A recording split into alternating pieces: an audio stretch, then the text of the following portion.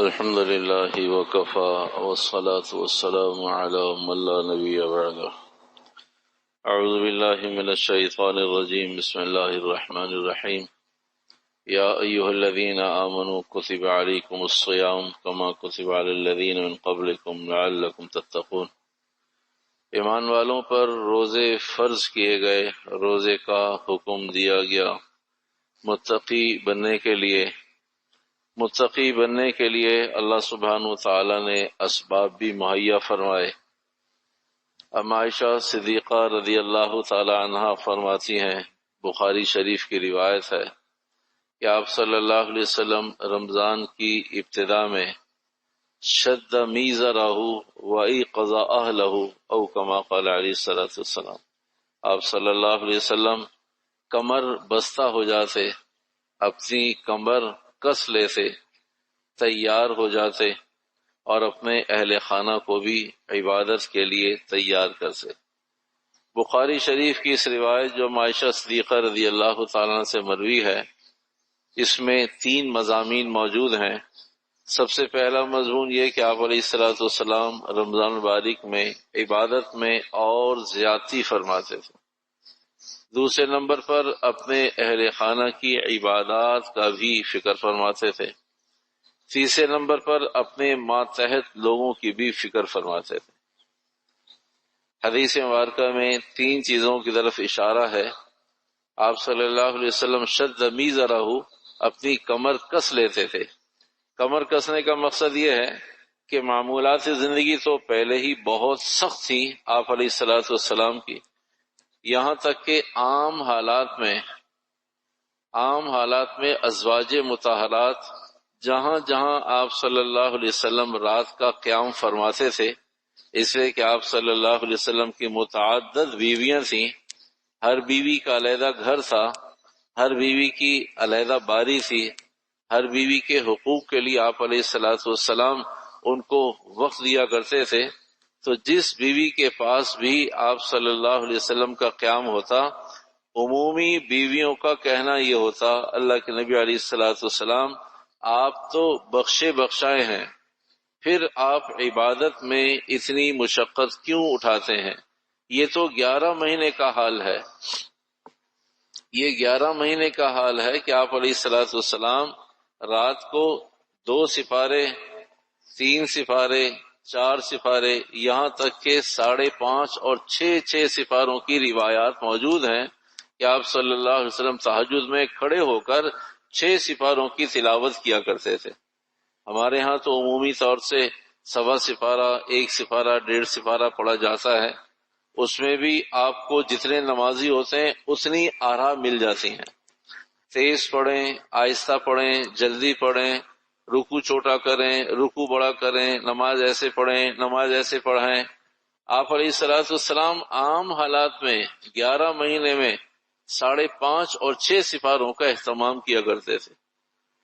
تو عام حالات میں اتنی سخت مشقت اور عبادت تھی، یہاں تک کہ جب ازواج مطہرات زیادہ بار اصرار کرتی کہ عبادات میں کمی کریں، نوافل میں کمی کریں، مشقت میں کمی کریں، رات کی عبادت میں کمی کریں، تو پھر آپ علیہ الصلوۃ والسلام ان کی تسلی کے لیے پھر بھی یہ خیال نہیں فرماتے تھے کہ شاید واقعتاً میری عبادت بہت زیادہ ہو گئی ہے، تو اس موقع پر ازواج مطہرات کی تسلی کے لیے، تشفی کے لیے، اطمینان کے لیے آپ صلی اللہ علیہ وسلم فرماتے، افلا اکون عبدا شکورا، چلو تمہاری بات مان لیتے ہیں۔ ازواج مطہرات سے، بیویوں سے کہتے، آپ کی بات تھوڑی دیر کے لیے اگر صحیح ہو کہ بھئی ہمیں اتنی مشقت نہیں اٹھانی چاہیے اور ہمیں اللہ نے بخشش کا پروانہ جاری کر دیا ہے، ہمارے بارے میں مغفرت کا اعلان کر دیا ہے کہ ہم سے سوال جواب نہیں ہوگا، اللہ سبحانہ وتعالی ہمیں بھی اور ہماری برکت سے امت مسلمہ کے بہت سارے لوگوں کو جنت میں داخل کر دیں گے، اس کے باوجود بھی افلا اکون عبدا شکورا، کیا میں اپنے رب کا شکر گزار بندہ نہ بنوں؟ کیا میں اپنے رب کی شکر کی کیفیات کو بجا نہ لاؤں؟ کیا میں اپنے رب کے لیے سیدھا شکر اور آداب شکر کا اہتمام نہ کروں؟ تو آپ صلی اللہ علیہ وسلم ارشاد فرماتے ہیں، جب اللہ نے بخش دیا ہے معاف فرما دیا ہے، درگزر فرما دیا ہے، جنت کا فیصلہ کر دیا ہے، پھر تو عبادت میں اور زیادہ اہتمام ہونا چاہیے۔ جو لوگ نیک ہیں ان کے لیے بھی اللہ کے نبی نے ایک رخ متعین کر دیا، اور جن لوگوں کو اپنی عبادات پر اطمینان نہیں ہے ان کے لیے تو فکر مندی ہے ہی۔ جن لوگوں کو اپنی عبادات پر اطمینان ہے کہ بھی اللہ نے بہت سارے نیک کاموں کی توفیق عطا فرمائی ہے، اور یقیناً انشاءاللہ اپنے فضل سے اللہ پاک مغفرت فرما ہی دے گا، تو انہیں بھی آپ علیہ الصلوۃ والسلام نے لمحہ فکریہ دے دیا ہے کہ بھئی کیا تمہیں مجھ سے زیادہ اللہ پر امید اور بھروسہ ہے؟ کیا تمہاری مغفرت کے لیے کوئی وحی اتری ہے؟ تمہیں تمہارے رب نے براہ راست بتا دیا ہے کہ تمہاری مغفرت ہو جائے گی؟ مجھے تو میرے رب نے بتا دیا ہے، اعلان کر دیا ہے، فیصلہ کر دیا ہے، اس کے باوجود میری عبادات میری طاقت سے زیادہ ہے۔ افلا اکون عبدا شکورا، تمہارا کیا خیال ہے کہ میں پھر شکر گزار بندہ نہ بنوں؟ تو آپ صلی اللہ علیہ وسلم اپنی ذات سے رمضان المبارک میں پہلے کی کمی پوری کرنے کا مسئلہ نہیں ہے، نہ کمی پہلے تھی نہ بعد میں تھی، رمضان المبارک میں اور زیادتی ہو گئی تھی۔ جتنی پہلے مشقت اٹھا رہے تھے اس مشقت سے بھی کہیں زیادہ آپ علیہ الصلوۃ والسلام اور مشقت اٹھانے کے لیے تیار ہو جاتے، جسے حدیث مبارکہ میں عائشہ صدیقہ کی حدیث میں شد میزرہ، کہ آپ اپنی کمر کس لیتے، کمر بستہ ہو جاتے، اہتمام فرماتے۔ کمر بستہ ہونے کا مقصد یہ ہے، عام طور سے اردو زبان میں کمر بستہ ہونا اس موقع پر کہا جاتا ہے جب ایک منٹ بھی ضائع ہونے کا خوف نہ ہو۔ کبھی اس کام کے لیے انہوں نے کمر کس لیا ہے، کمر کس لی ہے کہ اس کام کے پیچھے ہی پڑ گئے، اس عمل کے پیچھے ہی پڑ گئے۔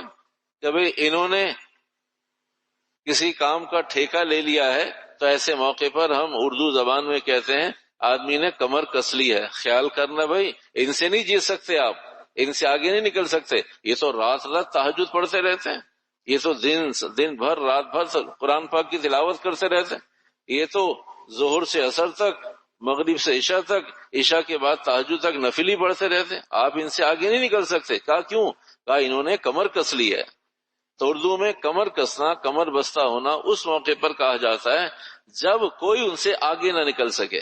تو آپ علیہ الصلوۃ والسلام کی اس حدیث مبارکہ کا بھی مفہوم اور الفاظ شد میزرہ کہ آپ صلی اللہ علیہ وسلم کی کمر کس لی، اب کوئی آپ علیہ الصلوۃ والسلام سے دن یا رات کی عبادت میں آگے نہیں بڑھ سکتا، پہلی بات۔ دوسری بات یہ ایقظ اہلہ، تو آپ صلی اللہ علیہ وسلم نے اپنے ازواج مطہرات کو بھی اٹھانے کی فکر کی کہ خود بھی رات کو جاگتے اور ازواج مطہرات کو بھی رات کو جاگنے کے لیے، عبادت کے لیے ترغیب دیتے۔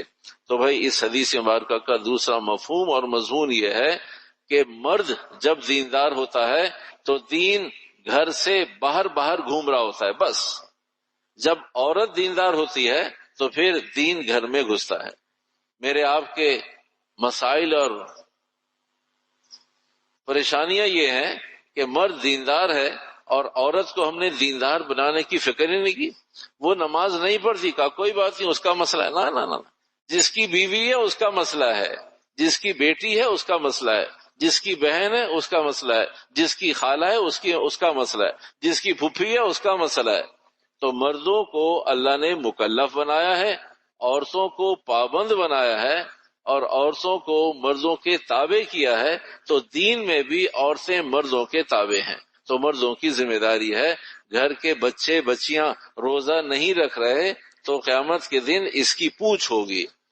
الا کلکم راعی وکلکم مسئول عن رعیتی، صرف بچوں کا مسئلہ نہیں، گھر میں اگر ملازمین ہیں تو حدیث مبارکہ کی روح سے ان کی بھی پوچھ ہوگی کہ بھئی تمہارے ملازم تھے، انہوں نے ساری قوتیں تو تمہارے لیے صرف کر دی اور وہ روزہ نہیں رکھتے تھے، ساری قوتیں تو تمہارے لیے صرف کر دی اور نماز نہیں پڑھتے تھے، ان کے رمضان ایسے ہی گزرے جیسے 11 مہینے وہ گزارتے تھے، انہیں نہ روزے کی فکر، نہ تراویح کی فکر، نہ اعمال کی فکر۔ تو جیسے بیوی بچوں کے بارے میں سوال کیا جائے گا، بالکل حدیث کی روح سے ماتحت اور ملازمین کے بارے میں بھی سوال کیا جائے گا۔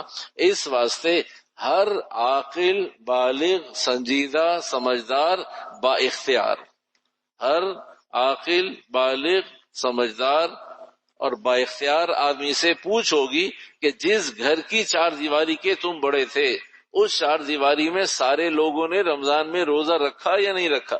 سارے لوگوں نے روزے کے ساتھ نماز پڑھی یا نہیں پڑھی؟ تو مرد بے فکر نہ ہو، مرد مستغنی نہ ہو، جس کو اللہ نے جو ذمہ داری دی ہے اس ذمہ داری کے بارے میں اللہ سبحانہ وتعالی باز پرس بھی کریں گے۔ اعمال جیسے مردوں کے ذمہ ہیں، ایسے ہی ماتحتوں کو محبت پیار سے، ادب آداب سے دائرے کے اندر رہتے ہوئے سمجھانا، بتانا، عمل پر ڈالنا، عمل پر لانا مردوں کی ذمہ داری ہے۔ اللہ پاک اس ذمہ داری کو حتی المقدور پورا کرنے کی توفیق عطا فرمائے۔